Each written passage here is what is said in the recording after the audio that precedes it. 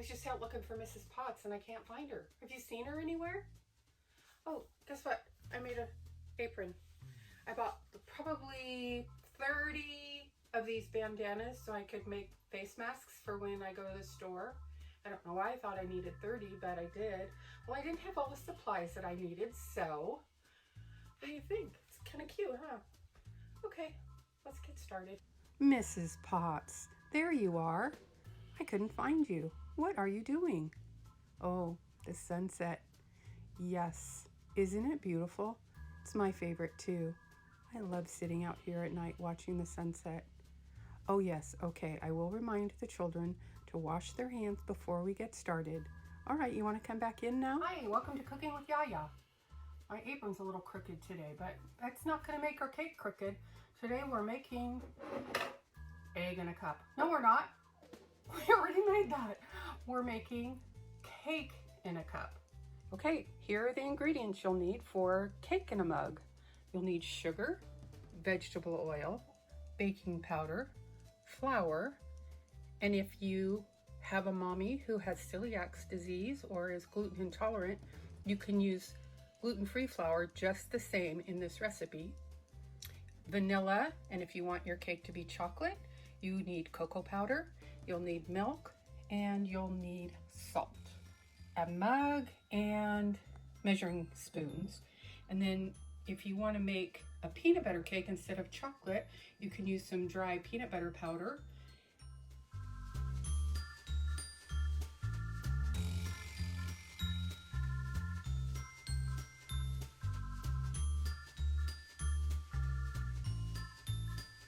And hopefully you got all the ingredients ready. And by getting your stuff ready, I mean put your sugar in a bowl, put your flour in a bowl, get your pinch of salt ready in something little. It just, it makes it easier so you don't spill. Your milk in a bowl and your oil. And then you decide, are you gonna make a chocolate cake or a sprinkle funfetti cake or maybe a peanut butter cake? If you're gonna make chocolate, you're gonna need cocoa powder. If you're going to make like a peanut butter one, this works really good. It's powdered peanut butter and it's gluten-free too. Or you can use sprinkles and make a funfetti cake. So you get all your stuff ready and then we'll get started. Oh, hi, welcome back. You got your mug? It has to be a straight mug. See how this one has round sides and this one has straight sides? Can you see that? Well, the cake won't rise in this one, so you need to use this kind of a mug. So the first thing you're going to do is you're going to get 3 tablespoons of flour. So get your tablespoon and dig into the flour, and if it looks like that, really big, that's not what you want. You want to take a straight fork and go along the top of your tablespoon and make it flat. So you know you're getting exactly a tablespoon of flour.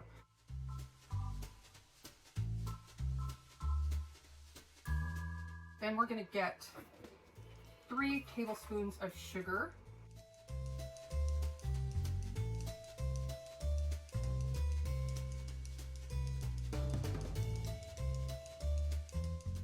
And then this is called baking powder, and it like puts air bubbles in your cake to make it rise, to make it a taller cake. So most baking powder cans look like this.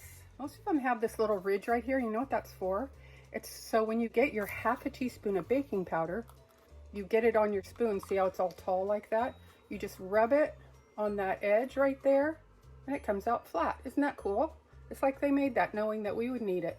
I'm gonna make chocolate today, so I'm gonna add my 2 tablespoons of cocoa powder. And cocoa powder, you're gonna need to do the same thing with your knife.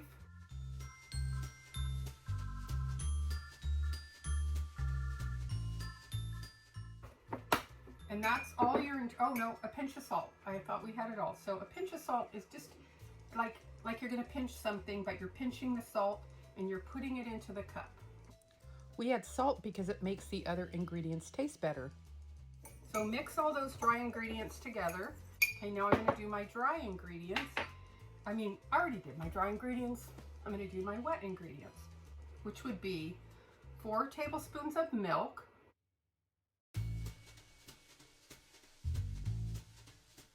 I'm going to put 1 tablespoon of vegetable oil. And you can use any kind of oil from a vegetable. You can use corn oil, just plain old vegetable oil. You can use avocado oil. The next thing you're going to do is put in your vanilla. Vanilla is a flavoring that is made from a vanilla bean. And smell it. It smells so good. But you have to be really careful. Don't ever measure right over your cup, because if you get too much, you can't take it out of your bowl or cup that you're mixing in. So just very carefully measure it over something else. So if you spill, it goes on to another bowl or plate. I don't know if you could see that, but I did actually go over. So if at this point you put in everything but the chocolate, now is when you'd want to add your sprinkles. You can add 1 or 2 tablespoons of sprinkles or 2 tablespoons of powdered peanut butter. Okay, so then we're going to mix, mix, mix. Stir really good so you make sure that your dry ingredients and your wet ingredients get mixed really well together. And we are done and ready to put it in the microwave. Okay, here we go, putting it in the microwave. What are you doing in there? Okay, set your timer for 1 minute. Okay, it's done. Oh my word, you're still in there. How'd you get back in there?